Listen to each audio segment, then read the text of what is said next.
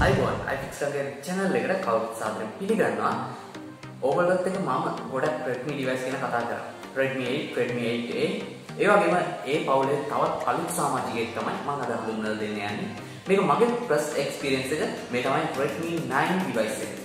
අද මේක unbox කරලා quick review එකක් එක්ක ඕගොල්ලන්ට හොඳ experience එකක් ගන්න පුළුවන් විදිහට මම මේ වීඩියෝ එක කරන්න බලාපොරොත්තු වෙනවා. වීඩියෝ එක කැමති නම් like කරන්න. ඔයාලා තාමත් මගේ channel එක subscribe කරලා නැත්නම් පාරේ තියෙන රක්වල subscribe button එක click කරලා ඊට යටපත් තියෙන bell icon එක click කරන්න. එහෙම වුණොත් තමයි මේ වගේ වීඩියෝ එකක් upload කරගම ඔයාලට බලා ගන්න පුළුවන් වෙන්නේ. මගේ social media links තියෙනවා. ඒකෙන් පුළුවන් ඔයාලට මගේ social media accounts වලට like කරන්න, follow කරන්න. කාර්යය වටනවා කියලා හිතනවා නම් මේ වීඩියෝ එක අනිවාර්යයෙන්ම share කරන්න පුළුවන් ඔයගොල්ලන්ට. ඒ වගේම මේ device එක පාවිච්චි කරන කවුරු හරි ඉන්නවා නම් comment section එකේ comment කරන්න. ඔයාගේ experience එකත් අපිට එකතු කරන්න.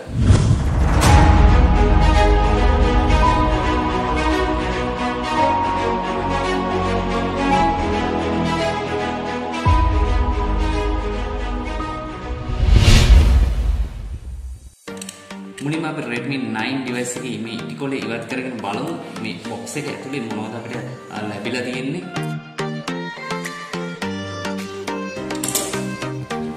අපි device එක මේ විදිහට unbox කරගෙන මේක පැත්තකින් තියන්න. device එක මේ විදිහට unbox කරගත්තාන් පස්සේ අපිට සුපුරුදු පරිදි උඩින්ම බලා ගන්න පුළුවන් මේ paperworks ටිකත් එක්ක තියෙන කොටස අපි කොට පැත්තකින් තියාගමු. ඊළඟට තියෙන්නේ අපේ device එක Redmi ලා වෙන සාමාන්‍ය විදිහටම device එක තමයි දෙවෙනි ඒගොල්ලෝ ඇඩ් කරලා තින්නේ. එකක් පැත්තකින් තියාගෙන බලමු. ඊළඟට මොනවද අපිට මේ box එක ඇතුලේ බලා ගන්න පුළුවන් වෙන්නේ කියලා. ඊට පස්සේ අපිට charger එක බලා ගන්න පුළුවන් මේක 10 watt charger එකක් තමයි අපිට box එක ඇතුලේ බලා ගන්න පුළුවන් වෙන්නේ. ඒ වගේම මේක 2 pin charger එකක් තමයි හම්බෙලා තියෙන්නේ. spare pin නෙවෙයි. ඒ වගේම type C cable එක සුපුරුදු පරිදි හම්බෙලා තියෙනවා අපිට. ඇතුලේ කිසිම headphone එක hand free එකක් බලා ගන්න නැහැ. මේක open කරද්දී සාමාන්‍ය විදිහට sim removal tool එකක් ඒ වගේම paperworks ටික අපිට back cover එකක් බලා ගන්න පුළුවන්. අපිට සාමාන්‍ය විදිහට Redmi ලාගේ දකින්න ලැබෙන transparent jelly back cover එක තමයි ඒගොල්ලෝ මේ device එකටත් එවලා තියෙන්නේ. හරි. අපි ඒ ටික පැත්තකින් අරන් තියලා අපේ පළවෙනි දේ වෙන device එකට යමු. මේ තියෙන device එක උඩින් පොඩි විස්තරයක් සඳහන් කරලා තියෙනවා device එකේ. එතනින් අපිට පොඩි අදහසක් ගන්න පුළුවන් මේකේ cam එක ගැන, ඒ වගේම battery එක, ඒ වගේම full HD display එක, ඒ වගේම chipset එක ගැන, ඒ වගේම පිටිපස්සෙන් අපිට මේ phone එකේ සාමාන්‍ය විස්තර ටික බලා ගන්න පුළුවන්. අපේ box එකේ උඩු පියන ගත්තොතින් ඒකේ අපිට බලා ගන්න පුළුවන් Redmi එකේ colors තුනත් එක්ක තියෙන picture එක, ඒ වගේම Redmi logo එකත් එක්ක ඒගොල්ලෝ සඳහන් කරලා තියෙනවා with easy access to the Google apps you use must. ඔයා වැඩියෙන්ම පාවිච්චි කරන Google apps එක මේ device එක බලා ගන්නවලා තියෙනවා කියලා විශේෂයෙන් සඳහන් කරලා තියෙනවා. මේකට හේතුව වෙන්නේ නැත්තේ Huawei ආයතනයෙන් Google apps නැතුව phone එවන එක වෙන්න ඇති කියලා මට හිතෙනවා. ඊට පස්සේ අපි ඒක පැත්තකින් තියාගමු. අපි බලමු මේ device එක on කරලා ඒ වගේම මේ device එකේ build quality අපිට මේ display එක කොහොමද ඇවිල්ලා තියෙන්නේ මේ හැමදේම මේ device එකේ මේ cover එක ඉවත් කරගෙන බලමු.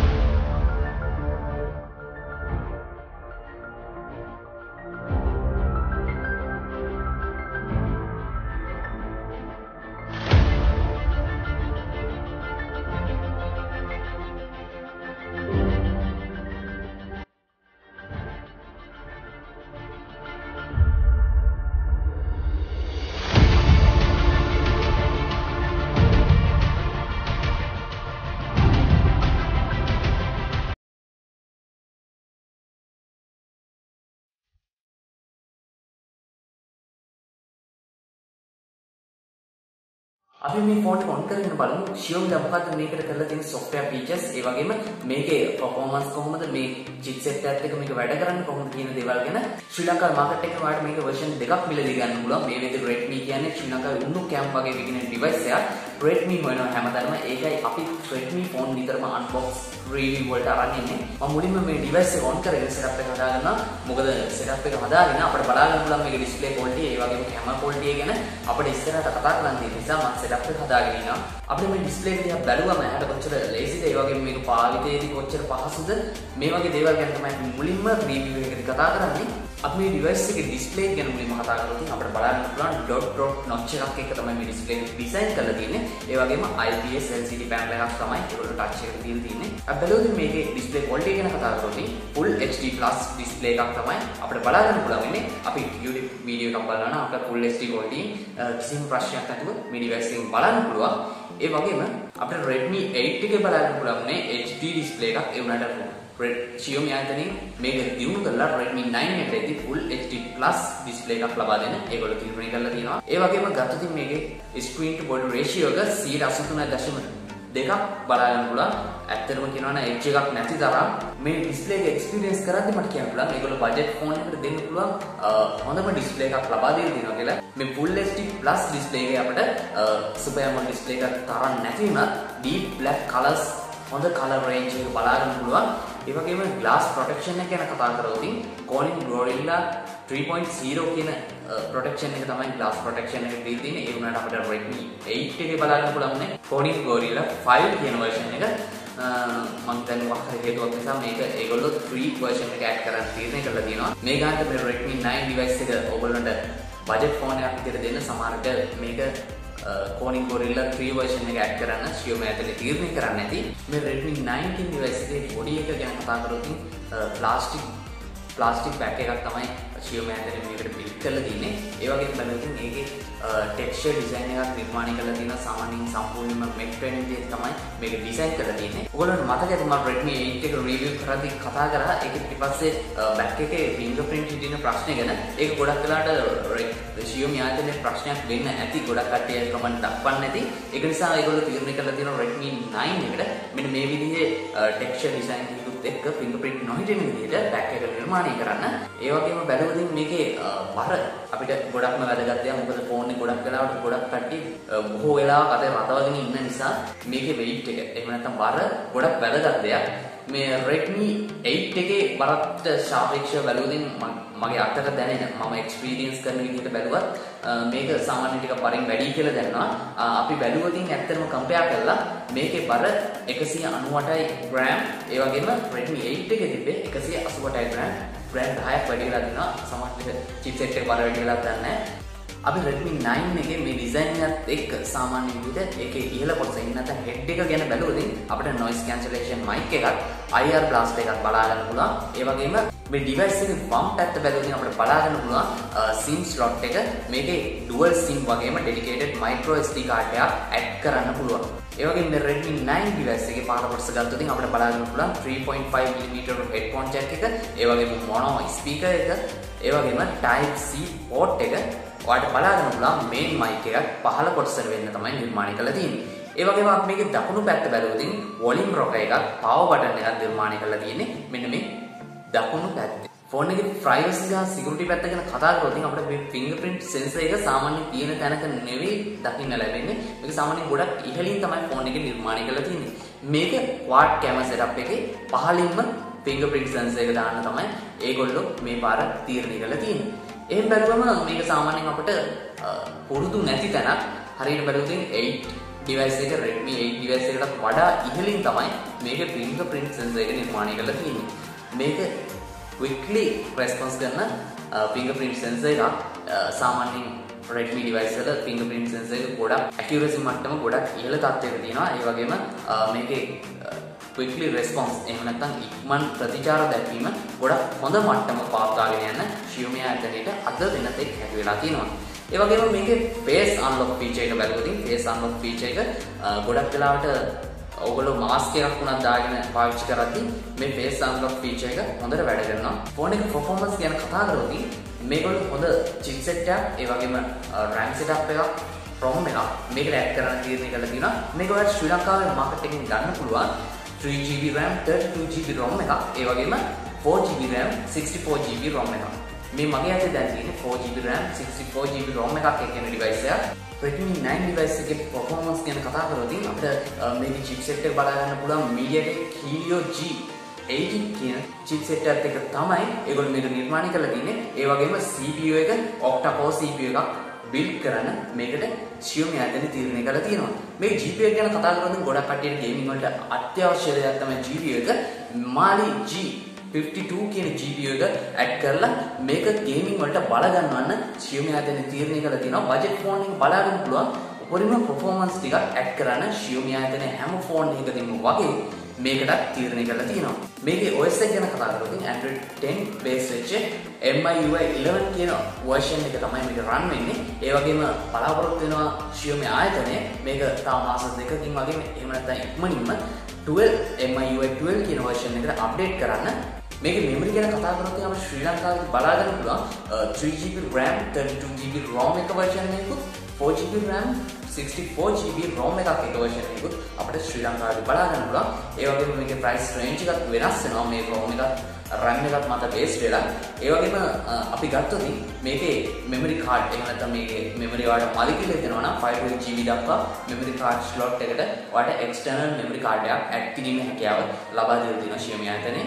SIM දෙකකට අමතරව මේ SIM card slot එකෙන් ඔයාලට SIM දෙකකට අමතරව memory එකක් external memory card එකක් add කරන්න පුළුවන්. ඊළඟට Redmi 9 කියන ෆෝන් එකේ තියෙන විශේෂත්වය තමයි මෙන්න මේ camera setup එක. මේක උඩේ ඉඳන් පහළට තියෙන quad camera setup එකක් නිර්මාණය කරලා තියෙනවා. මේ වගේ quad camera setup එකක් මේ වගේ budget ෆෝන් එකකට කිසිම ආයතනයකින් නිර්මාණය කරන්නේ නැහැ.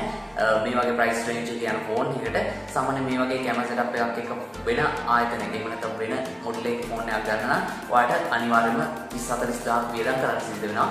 ඒත් මේ වගේ budget ෆෝන් එකකට හොඳම camera setup එකක් දෙන්න තීරණය කරලා තියෙනවා xiaomi ආයතනය. camera හතරකින් සමන්විත quad camera setup එක ගැන කතා කරද්දී අපිට මුලින් බලා ගන්න පුළුවන් 13 megapixel 2.2 aperture එකක් එක wide lens එකක් තියෙන camera එකක්. ඒ වගේම 8 megapixel 2.2 aperture එකක් එක ultra wide lens එකක් තියෙන camera එකක්.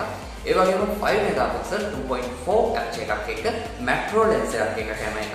තවත් අපිට 2 megapixel depth sensor එක බලා ගන්න පුළුවන් 2.4 aperture එකක් එක්ක 1080p 30fps දක්වා වීඩියෝ රෙකෝඩ් කිරීමේ හැකියාව අපිට මේ camera setup එකෙන් ලබා දෙන්න තියෙනවා xiaomi ආයතනය.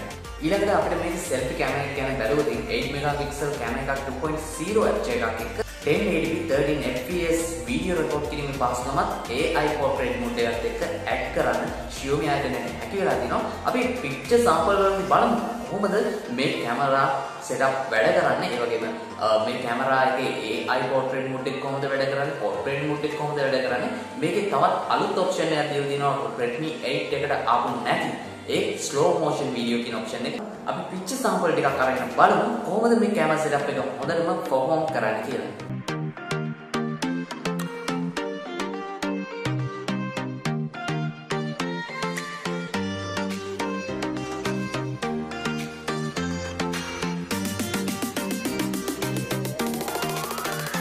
xiaomi ආයතනයේ budget ෆෝන් වල ගොඩක් වෙලාවට battery health එක කියන්නේ ගොඩක් highlight වෙන මාතෘකාවක්. එහෙන් බැලුවොත් මේ Redmi 9 කියන device එකේ milliampere 5020ක high capacity battery එක lithium polymer battery එක add කරන්න තීරණය කරලා තියෙනවා. ඒ වගේම non removable battery එකක් තමයි මේකට add කරලා තියෙන්නේ. ඒ වගේම මේකේ fast charging support කරන නිසා ඔයාලට මේ box එකේ බලා ගන්න බැරි වුණත් 18 watt charger එකක් ඔයාලට වෙන 18 watt charger එකක් මිලදීගෙන හරි ඔයාලා තියෙන එකකින් හරි මේක charge කරගන්න පුළුවන්. ඇත්තටම කියනවා නම් පැය එකමාරකට අඩු කාලයකදී 0.0 ඉඳලා 100 දක්වා fast charging experience එකක් ඔයාලට ලබා ගන්න පුළුවන් මේ Redmi 9 කියන device එක. මේ battery health එක ගැන කතා කරද්දී සාමාන්‍ය heavy user කෙනෙක්ට සාමාන්‍ය දවස් එකමාරක් වගේ මේක පාවිච්චි කරන්න පුළුවන්. සාමාන්‍ය normal user කෙනෙක්ට මේක දවස් දෙකක් කිසිම ප්‍රශ්නයක් නැතුව පාවිච්චි කරන්න පුළුවන්. මේකේ තියෙන battery health එකත් එක්ක ඒ වගේම ඔයාලට gaming play කරනවා නම් අනිවාර්යයෙන්ම මේ වගේ ෆෝන් එකක් හොඳටම ගැලපෙනවා. ඔයාලට balance කරගන්න ඔයාගේ battery health එකත් ඔයාගේ අනිත් වැඩත් එක්ක උපරිම experience එකක් ලබා ගන්න පුළුවන්. ගොඩක් කාලයක් ඇතුළත දිගට පාවිච්චි කරන කෙනෙක්ට නම් හොඳම ෆෝන් එකක් තමයි Redmi 9 කියන්නේ. ඉතින් overall අපි Redmi 9 device එක ගැන කතා කරද්දී මේ price range එක යන හොඳම spec sheet එකේ තියෙන device එකක් කියලා කියන්න පුළුවන්. ඒ වගේම බැලුවොත් අනිත් සමාගම් වලට මේ device එකත් එක්ක තරඟ කරන්න තරමේ device එකක්වත් release කරගන්න බැරි වෙලා තියෙනවා කියලා කියන්න පුළුවන්. මේ වෙනකොටත් මේක market එකේ මිලදී ගන්න පුළුවන් නිසා මම හිතන්නේ ගොඩක් වෙලාවට මේක මිලදී ගත්ත කට්ටිය ඉන්න පුළුවන්. ඔයාගේ experience එක ඔයාලට පුළුවන් පහලින් comment කරලා අපිත් එක්ක බෙදා ගන්න. ඒ වගේම මේ device එක ගැන කතා කරද්දී මේ device එකේ price range එක ගැන කතා කරද්දී මේකේ price එක සාමාන්‍යයෙන් මගේ අතේ තියෙන device එක 4GB RAM ඒ වගේම 64GB ROM එකත් එක්ක 26990ක් වගේ තමයි වෙන්නේ. ඒ වගේම මීට අඩු version එක 3GB RAM 32GB ROM එකත් එක්ක ඔයාලට 24990කට මිලදී ගන්න පුළුවන්. පහලින් තියෙන high-tech phone shop එකේ number එකට call කරලා ඔයාලට මේ device එකක් අදම වෙන් කරගන්න පුළුවන්. ඒගොල්ලෝ company warranty එක තමයි ඔයාලට මේ device එක විකුණන්නේ. මේ device මේ වෙද්දී ඉතාමත් වේගයෙන් වෙළඳපොළ තුළ විකිණී ඉන device එකක් තමයි මේ Redmi 9 කියන්නේ. ඉතින් අද වීඩියෝ එකෙන් මම කතා කරේ Redmi 9 එහෙම නැත්නම් Redmi පවුලේ අලුත් සමාජිකයෙක් ගැන. අපි තවත් මේ වගේ අලුත් වීඩියෝ එකකින් ඉක්මනින්ම හමු වෙමු. ඔයා තාමත් මගේ channel එක subscribe කරලා නැත්නම් පාඩියට subscribe button එක click කරලා bell icon එක all notification දාලා තියාගන්න. එහෙම නැත්නම් තමයි මේ වගේ වීඩියෝ එකක් upload කරපු ගමන් ඔයාලට බලා ගන්න පුළුවන්. මේ වීඩියෝ එක කැමති නම් like කරන්න, කාටද වැඩන කියලා හිතනවා නම් අනිවාර්යයෙන්ම share කරන්න. මගේ social media links තියෙනවා. මේ වගේ ගිහිල්ලා follow කරන්න, like කරන්න. අපි තවත් අලුත් වීඩියෝ එකකින් ඉක්මනින්ම හමු වෙමු.